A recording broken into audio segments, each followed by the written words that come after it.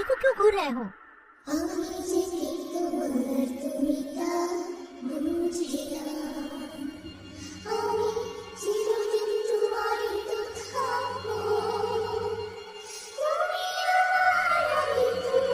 रिया, पता नहीं क्यों पर दरवाजे के पीछे से किसी लड़की के दर्द में गाने की आवाज आ रही है। विवान, ये तुम्हारा वहम है और कुछ नहीं। महल में और भी पेंटिंग रखी हुई हैं, उनको स्कैन करते हैं। क्यों तुम इस दरवाजे के पीछे अपना वक्त जाया कर रहे हो? और विवान ने रिया की एक और दरवाजे पर से सारे ताबीज, नींबू और एक धक्के से दरवाजा खोल रिया के साथ कमरे में चला गया।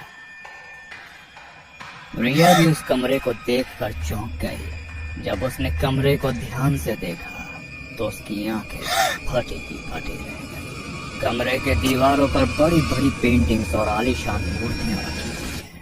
तभी अचानक रिया को एक दीवार के एक खाने में किसी आदमी का सर रखा दिखाई दिया। विवान, इस सर की मूर्ति को देखो, देखने में कितनी असली लगती है ना? ये तो उसी राजा की सर की मूर्ति है जिसकी पेंटिंग दीवारों पर लगी है, पर देखने में मूर्ति नहीं, हूबहू राजा का कटा हुआ सर लगता है।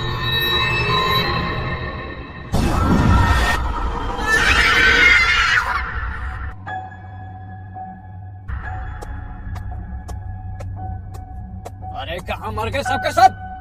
राजा साहब महल में पधार चुके हैं और यहाँ पर अभी तक तैयारियां भी शुरू नहीं हुई। कहाँ है वो नई नृत्य की मंजुलिका?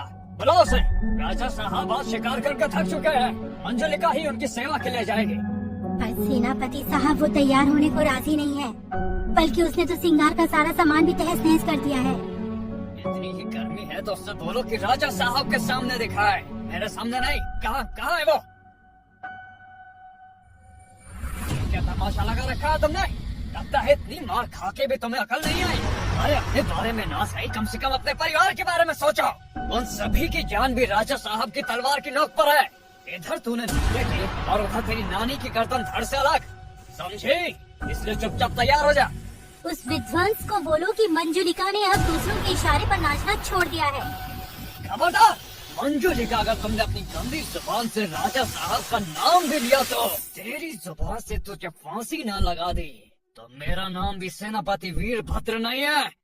मेरी तो सिर्फ जुबान गंदी है, मगर तेरा राजा विध्वंस वो तो पूरा का पूरा गंदा है। मुझे पाने के लिए उसने पूरे गांव को जिंदा जला दिया और अब मेरी नानी को मारने की धमकी देकर मुझे नाचने को कहता है।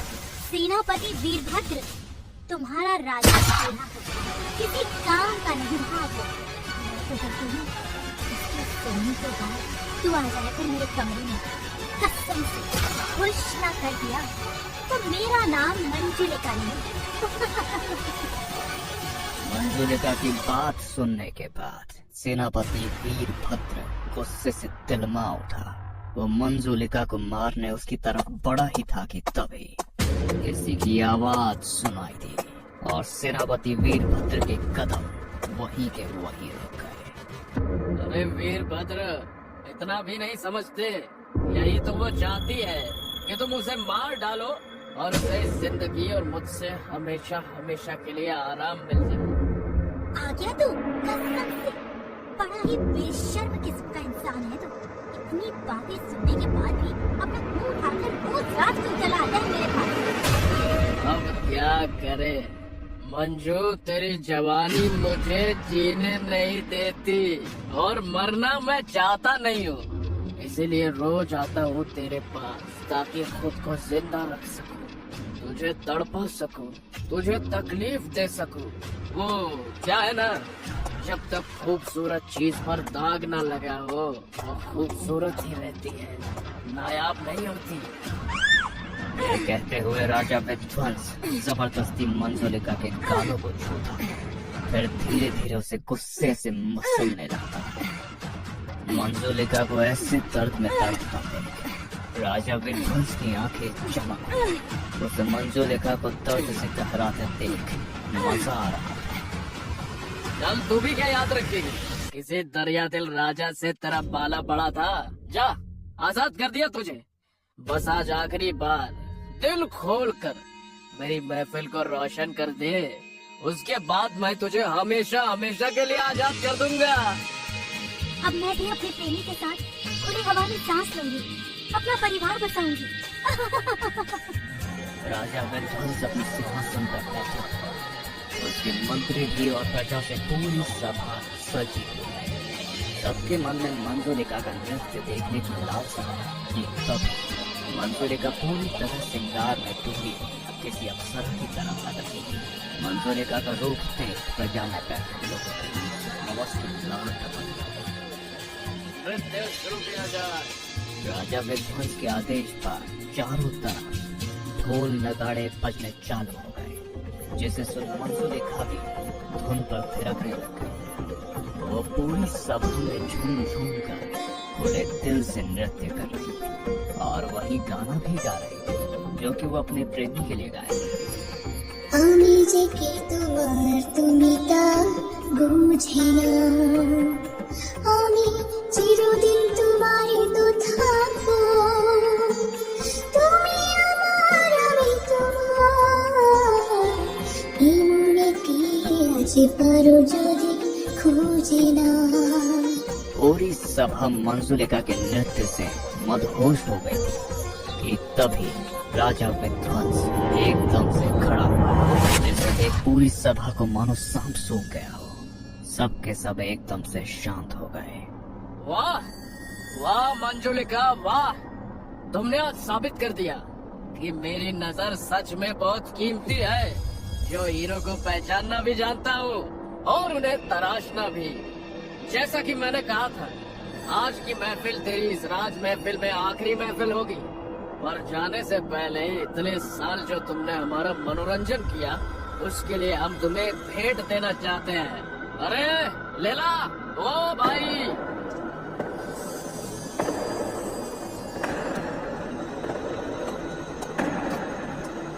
ये लो मंजुलिका, हमारा तोहफा। उम्मीद है तुम्हें बेहद पसंद आया है। ये लो हमारा पहला तोहफा, तुम्हारी माँ का सिर। मंजुलिका को अपनी माँ का कटा हुआ सर देख सदमा लगा था। वो माँ का सर देख चीखने ही वाली थी कि राजा विध्वंस ने मंजुलिका को बालों से पकड़ लिया और दूसरी थाली की ओर बढ़ गया। प्रजा भी ये सब देख चौंक गया। फिर से एक बार सबके मुख खुले हुए थे, लेकिन इस बार उसकी वजह डर था। ये देख तेरे पिता का कटा हुआ सर, ये रही तेरी छोटी बहन, ये तेरा छोटा भाई, ये थी तेरी नानी, और अब बारी है तेरे दिल के सबसे करीबी इंसान के सर की, तेरा प्रेमी। मंजुलिका से जुड़ा हर एक शख्स का सर राजा विध्वंस ने उसे तोहफे के रूप में भेंट कर दिया था। मंजुलिका को भी समझ नहीं आ रहा था कि वो किसकी मौत का दुख पहले मनाए कि तभी राजा विध्वंस ने अपनी आखिरी चाल चली। अरे क्यों, आखिरी तोहफा तो देना बाकी है तुझे।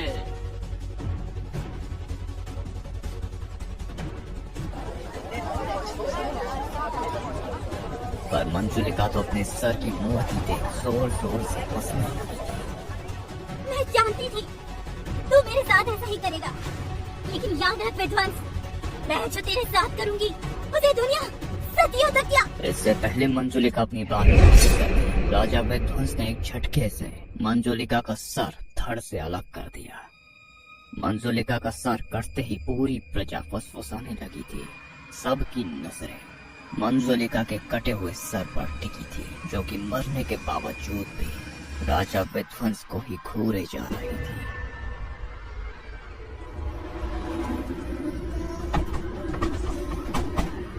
मंजुलिका का गीत सुन पूरे महल में अफरा तफरी मच गई। चारों तरफ लोग मंजुलिका के डर से भाग रहे थे। मंजुलिका अपने हाथ में अपना ही कटा हुआ सर लेकर गीत गाते हुए राजा विध्वंस के कमरे की ओर जा रही थी, और जो कोई भी उसके रास्ते में उसे रोकने की कोशिश करता, मंजुलिका अपनी नजरों से रोशनी का वार कर देती, उस शख्स के टुकड़े कर देती। मैं आ गई राजा विध्वंस, देखो तुम्हारी मंजुलिका तुम्हारे पास आ गई। अब भी मुझसे गुस्सा रहोगे मेरे राजा? मंजुलिका की प्यार भरी बातें सुनने के बाद जैसे ही राजा विध्वंस ने अपनी आंखें खोली तो उसकी आंखें फटी फटी रह गई। उसके सामने एक बिना सर का धड़ था, जिसका सर धड़ के हाथ में लटका हुआ उससे बातें कर रहा था।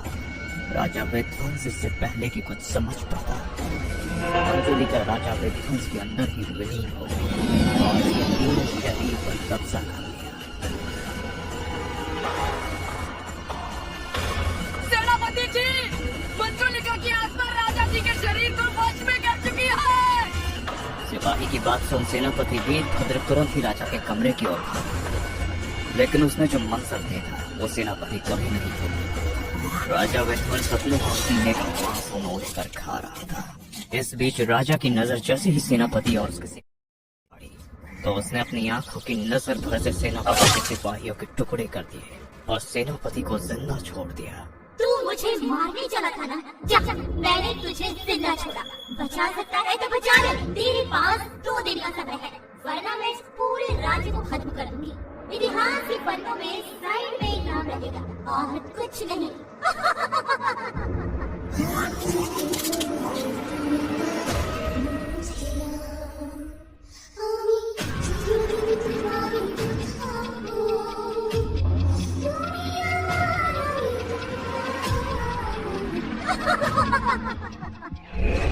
बाबा, उस मंजुलिका के नाम से सारा राज्य डरा हुआ है। अब आप ही कुछ उपाय बताइए। बेटा, बेगुनाह लोगों की जान लेने पर तो भगवान तक को श्राप भोगना पड़ता है। मंजुलिका तो फिर भी एक आत्मा है। तुम ना उसे उसका बदला पूरा करने दो, फिर वो अपने आप तुम सबको जिंदा छोड़ देगी। इसका मतलब तो राजा विध्वंस को मरना ही होगा। हाँ बेटा, राजा विध्वंस को मरना होगा और उसे तुम मारोगे, वो भी तुम्हारे खुद के हाथों से। और तुम्हें उसके जिस्म के 7 टुकड़े करने होंगे, जिनमें से 4 को चारों अलग अलग दिशाओं में दफनाना होगा और बाकी के 3 टुकड़ों को आग, पानी और जमीन में विलीन करना होगा। तभी मंजुलिका की आत्मा को काबू किया जा सकता है।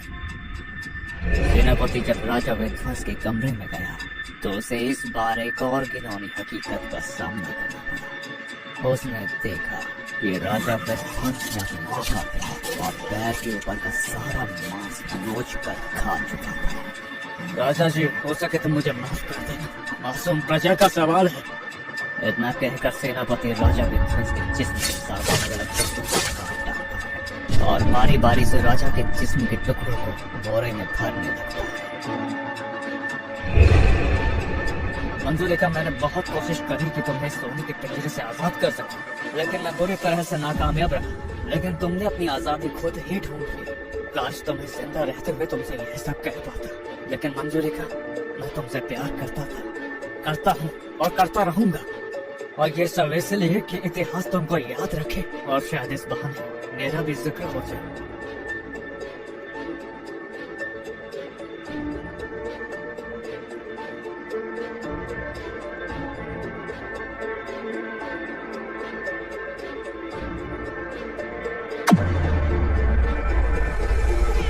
अगले दिन सेनापति बाबा के साथ मिलकर राजा के कमरे का दरवाजा मंत्र और तावीज से हमेशा हमेशा के लिए बंद कर देता है, ताकि कभी भी फिर मंजुलिका की आत्मा किसी को परेशान न कर सके। लेकिन तब क्या होगा जब खुद ही कोई मंजुलिका के सामने मरने चला आए।